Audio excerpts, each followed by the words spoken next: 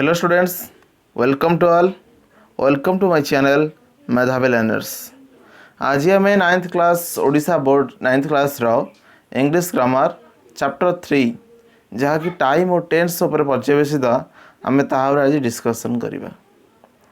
आम जानिबा what is time and what is tense. आम आज टाइम कौन टेन्स कौन जानिबा. टाइम एवं टेन्स विषय आम जानिया पूर्व मोर गोटे छोटिया अनुरोध, जदि आपण मैंने मो चैनल को नुआ कर विजिट करछंती तेबे सब्सक्राइब करंतु मो चैनल मेधावी लर्नर्स को एवं ए वीडियो को शेयर करंतु जहाँद्वारा ये समस्त पिला स्टूडेंट मान पाखे पहुँच पार. तब चलो आज आउ डेरी न करी आज आरंभ कर आज क्लास टाइम एंड टेन्स. तो टाइम टाइम आम जानी आगे कौन ना time is a continuous flow measured in seconds minutes hours days और इयर्स. समय हूँ एक निरंतर प्रभाव जहाँ कौन मपा जाए ना second minute hours days and years जहाँ second hours minutes and years रे परिणत करा जाए. Then what is tense. Tense कौन आम जाना ना tense is the study of the forms of the verb. आम जानते वर्ब कौन ना वर्ब हूँ कर्ता जहाँ करे जो एक्शन को वर्ब कह जाए. देन भर्व जो चारोटी फॉर्म अच्छी भर्व चारोटी जो फॉर्म अच्छी ना V1 V2 V3 and V4 से चारोटी भर्व जो रही जो फॉर्म रही भर्वर से चारोटी भर्व आम स्टडी करने को से जो प्रोसेस को आम कौन कह जाए नेट टेन्स कह जाए. तो गोटे टेन्स गोटे सेंटेन्स रो टाइम एंड टेन्स डिफरेंट हो पारे आ गोटे सेंटेन्स टाइम एंड टेन्स गोटे भी हो पारे सामान भी हो पारे. तेज चलते आम विषय को जीवा आम बुक को जीवा बुक रे पढ़ा कौन देती बुक रे. तो आम तो जानीगले टेन्स एंड टाइम कौन तेज आम बुक को जीवा. एवं आम बहिबा को पलि आसती पढ़ा कौन देती. We are all familiar with the concept of time. आम टाइम रो कॉन्सेप्ट विषय परिचित. We know the flow of time is continuous and unending. आम जानू जे समय प्रवाह निरंतर एवं सीमाहीन जार शेष ना. फॉर आवर कन्वेनियंस आमर बुझापी we have divided it broadly into 3 periods. आम या तीन भाग विभक्त कर ना कौन ना the past present and future. Past present आउ future. The past is the period of the time that has gone by. The past कौन ना द पीरियड ऑफ टाइम समय पास्ट हूँ गोटे समय दैट हैज गॉन बाय जहाँकि चली जाइए अतीत. पास्ट हूँ अतीत जहाँ घटी जाइए. And the present is the period of time that is with us now. And the present is the period of time present समय हूँ वर्तमान समय हूँ जहाँकि आम सारे वर्तमान अच्छी सेटा हूँ जहाँ वर्तमान घटुची सेटा हूँ वर्तमान समय वर्तमान काल वर्तमान समय. आम तो काल जाइना वर्तमान समय. And the future is yet to come. And भविष्य तो एवं आसवा बाकी अच्छी. तो मन रख कौन नोट कर दो ना प्रेजेंट पास्ट जोटा जा सरी जा अतीत घटी जा. Past is the period of time that has already gone by. Present is the period of time that always that with us now that is with us now जहाँकि वर्तमान आम सहित अच्छी. And future is yet to be come. भविष्य तो एवं आसवा बाकी अच्छी. In other words, the period of the time now is the past, the present is the period of the time is with us now, and the period of time after now is the future. In the other words, the period of time before now is the past. वर्तमानर पूर्वरु before now वर्तमान पूर्वरु जा जो समय सेटा आम past बोली कहबा. and the present वर्तमान सहित जो the present is the period of time that is with us now. एवं वर्तमान समयटा आम सांगर वर्तमान अच्छी. And the period of time after ना एवं वर्तमान पर मैंने आगू जहाँ घटो सहीटा हूँ फ्यूचर. तो डायग्राम तो दे देछि देखि पारु तो before now now after now आ जहाँ पढ़े से देछि. तापरे we express time in terms of year months day hour it is. जहाँ मुझे टाइम रो डेफिनेशन पढ़ेला बेले मुझे कही जे आम टाइम को month year day hour express कर but tense is all together different concept किंतु टेन्स हूँ प्रायतः गोटे अलग प्रकार कनसेप्ट पूरा भिन्न कनसेप्ट टाइम और टेन्स कनसेप्ट पूरा संपूर्ण अलग गोटे सेंटेन्स टाइम और टेन्स सामान हो पारे भिन्न भी हो पारे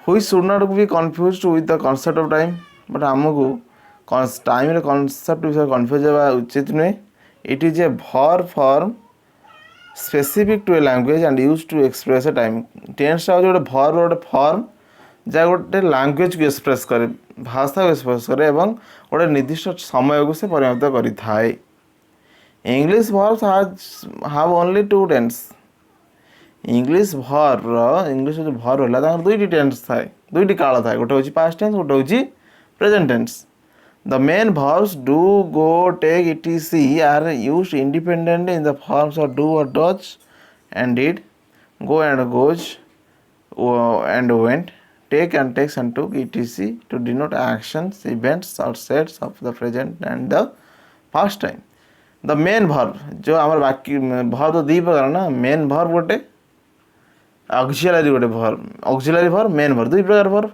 तो मेन वर्ब जो डू गो टेक ये जो वर्ब रहा जैकि इंडिपेंडेंटली यूज हुए आसा कौ फरक होता ना डू और Dutch means due to fast person singular number पाखे बस सेकेंड पर्सन पाखे बस फास्ट पर्सन प्लुराल पाखे बस और थर्ड पर्सन प्लुराल नंबर पाखे बस डच कौट बस ना डचटा केवल ही केवल थर्ड पर्सन सिंगुलर नंबर पाखे बस से भाई गो गोज आउ डीटा आमर पास्ट टेन्स वेनटा भी आमर पास्ट टेन्स आउ टुकटा भी आमर पास्ट टेन्स एगुड़ा कौन व्यवहार कराए ये फर्म आम गोटे निर्दिष्ट टाइम निर्दिष्ट समय जो घटी घटना को सूचाइवाई जो व्यवहृत होता है ये फर्म व्यवहृत होता है तेज आम चलतु आपको बोर्ड ये जो बोर्ड पाखे पढ़ा पूर्व आम आउ किसी रूल एंड रेगुलेशंस अच्छी ताको आम डिस्कसन करदे देन आम एठिक आसवा आम 37 पेज को आसी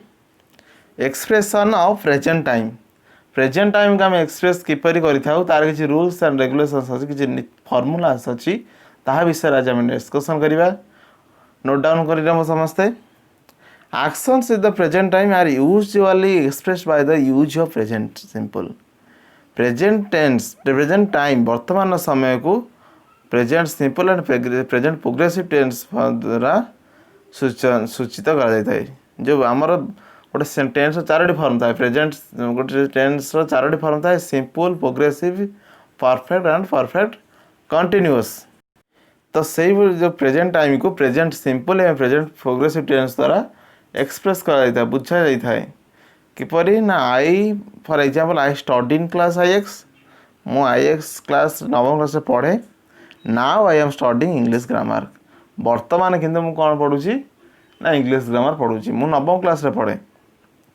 एटा जे प्रेजेंट सिंपल हैबिचुअल आउ आई am studying English present progressive मु वर्तमान से कामटा कंटिन्यूअस अछि चालुची वर्तमान से कामटा चालुची सेटा होची प्रेजेंट प्रोग्रेसिव मु वर्तमान इंग्लिश ग्रामर पढ़ुअछि तो जाना expression of past time the past time टी आमर किपरि सूचित होता है किपरि पास्ट टाइम को एक्सप्रेस करथांती बुझाई थांती बा बुझी थांती ना actions in the past time are usually expressed by the use of the present perfect progressive past simple past perfect progressive and past progressive tenses of verb ना पास्ट टाइम को अतीत समय को आमे प्रेजेंट परफेक्ट टेंस द्वारा present perfect progressive past simple past perfect past progressive एवं past perfect progressive tense द्वारा आम एक्सप्रेस करें बुझे था पास्ट प्रेजेंट परफेक्ट जहाँकि अतीत से घटना घटे था वर्तमान तार किसी संबंध प्रेजेंट टाइम सहित थाए प्रेजेंट जो परफेक्ट टेंसटा घटी जाए अलरेडी से पास्ट टाइम रे घटी जाए कि तार वर्तमान समय सहित किसी संबंध थाए आउ प्रेजेंट परफेक्ट प्रोग्रेसिवटी कौन होता है ना अतीत कार्यटी आरंभ होता है वर्तमान भी चालू था तेणुक पास्ट टाइम होता है कि प्रेजेंट टेंस होता है तापर next expressions of future time ना future actions and events are expressed through the use of some modals future action आ इवेंट को फ्यूचर घटना एवं कार्य को आम क्या द्वारा वर्णना करता ना किसी मॉडल वर्ब द्वारा वर्णना करता बी गोइंग टू फर्मूला द्वारा वर्णना करता बी गोइंग टू द्वारा आम व्यवहार होता। प्रेजेंट प्रोग्रेसिव द्वारा आम प्रेजेंट टाइम एक्सप्रेस करता। प्रेजेंट सिंपल द्वारा भी आम एक्सप्रेस करता। Be about concept be about phrase द्वारा आम भी एक्सप्रेस करता आम बुझी था। विल बी प्लस भर आईएनजी विल बी प्लस भर आईएनजी सेटा हूँ प्रेजेंट सिंपल प्रेजेंट टेंस जीव ता द्वारा भी आम एक्सप्रेस करता। विल हाव प्लस भर इन फॉर्म द्वारा भी आम एक्सप्रेस करता। आसूँ आम तो प्रेजेंट आम नेक्स्ट क्लास रे आउ जो रूल किसी रहा और सब टेन्स सब फॉर्म विषय आम आलोचना करवा। सब टेन्स प्रेजेंट सिंपल हो प्रेजेंट सिंपल विषय आम आगे वर्णना करिया नेक्स्ट क्लास रे पूरा सेपरेट चैप्टर प्रेजेंट सिंपल विषय आम वर्णना करवा। तो आज एतिकी।